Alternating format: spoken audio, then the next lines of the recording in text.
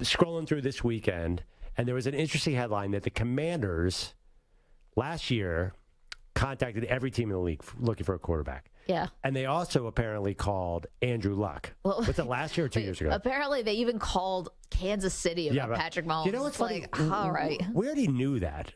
Don't you remember that we knew that Washington had called about Patrick Mahomes? I even think Ron Rivera basically said to us when we interviewed him at the Super Bowl, we're going to look everywhere. I know, but that's one of those, that's such a waste of your time. You can't, I don't care if you feel like you've got nothing to do that day. Calling the Kansas City Chiefs about Patrick Mahomes is the most ridiculous thing I've ever heard. I actually thought this story was kind of a story that was supposed to be embarrassing for the Commanders for a totally different reason, and now it's embarrassing for them. Well, yeah, no, but this is the amazing thing about it. Yeah. So the story came out from ESPN, and then Jim Irsay, the owner of the Colts, tweeted that if any NFL team attempted to contact Andrew Luck or any associate of him to play for their franchise, it would be a clear violation of the league's tampering policy.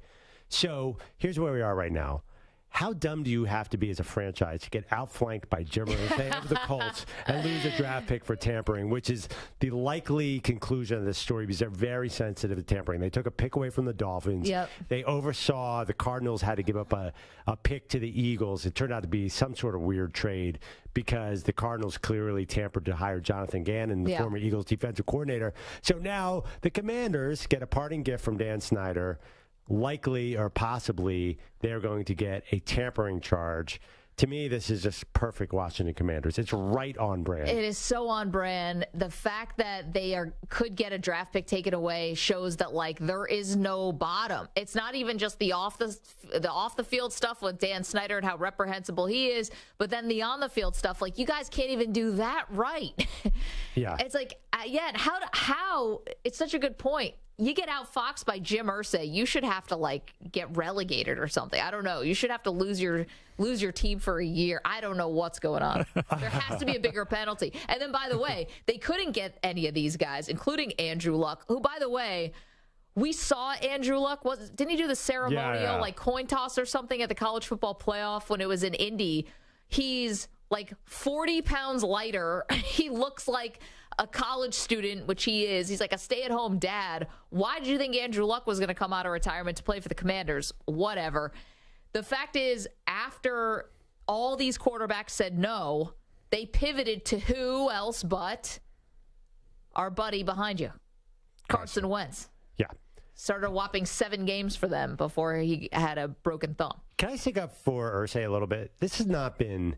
The decision to get Jeff Saturday midway through last season was a disaster. Yes. And laughable. But before that, I don't think anyone considered the Colts really a joke franchise. They had won a lot. No, I don't think so. They basically... Irsay's an eccentric.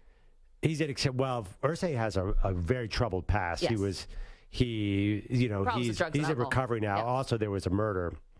There was an accidental death that he was associated with that was a lot of trouble for everybody. But they've had mostly winning seasons because they've been Peyton Manning straight into Andrew Luck. Sure. And even since Andrew Luck retired, they've had a couple winning seasons. And now I think it might all worked out because I'm sorry, I saw Anthony Richardson practicing this weekend, little video. He's about to tear up the NFL. There is no doubt in my mind the Colts are they found their next superstar. So they are done. Irsay is going to accidentally be a winning owner. I worry about you being on this Anthony Richardson bandwagon as heavy and hard as you are.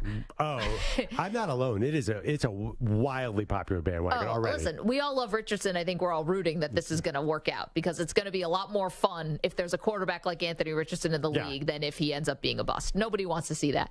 But I'm getting shades of Trey Lance here from you.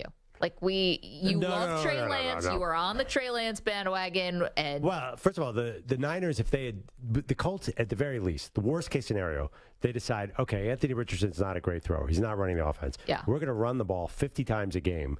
And we got our Hall of Fame lineman in Quentin Nelson. We got our Hall of Famer back on defense in Shaq Leonard. So I think they can just run him and still win a bunch of games. And they even admitted it. They said, we don't need him to throw for more than 100 yards. So if the Niners had run Trey Lance... More than 100 yards. I mean, that's not very much. Well, I think that was a very low bar. Especially when you play half your games indoors. That's what I think the coach or the OC said. He can go 9 for 20 for 100 yards and then run for 115 yards and we'll win games that way.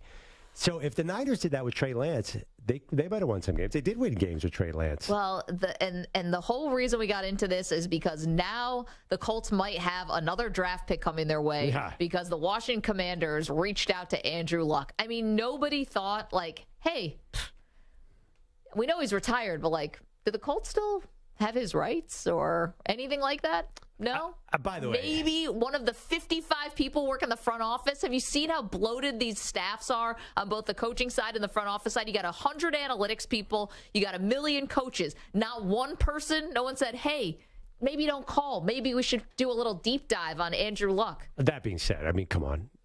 There's so much tampering that goes on in the league. I'm sure the Washington could be like, oh, okay, you're going to get into tampering. Let's talk about any of 10 free agents you've signed. Okay, what do you think? Is this the Snyder dossier that he's got on everybody? I commissioner? The only reason they banged Miami so hard is because they were mad at them because of the Brian Flores lawsuit, so they got them on tampering. And then I think, what did the Cardinals have to give up? It was a pick swap, I thought. Yeah, so I don't think... I think Washington be like, oh, this is a report from ESPN. You don't have the goods on us. Well, okay, and how many times has Washington miscalculated on what a reporter may have had on them? Well, right, but if you... 1,000 since Snyder has been the owner? If you call an associate of Andrew Luck, I'm sure they couldn't get in touch with actual Andrew Luck because I don't think he has a flip phone, right? He does not take calls. He's riding a bicycle around the Stanford They could make campus. a good argument is, oh, we were just talking about something. I think they could get out of this one. I hope they don't. 855-212-4CBS. Oh, come on. 855-212-4CBS. It's a new regime there. Actually, is it? Did they sell that darn team yet? Is Josh Harris the owner yet? In principle, in theory. Okay, if once they sell the team, are you going to at least be neutral on Washington, or are you still against it? No, once they sell. And also sell and like weed out any of the bad people that are still there. Okay. Any of the Snyder henchmen who could have been left over. Okay. All those people have to go. I'll keep an eye on that. Yeah, the henchmen. Can't leave those guys around. You know what? Okay, but are you going to blame the players for all that? Oh, well, we won't even get into it. No, the players don't get blamed. But you're right. If you could catch the front office doing something bad, I'm down with that. That's good to see them suffer. But a pick for Andrew Luck, that'd be the dumbest way to lose a pick in the history of the NFL.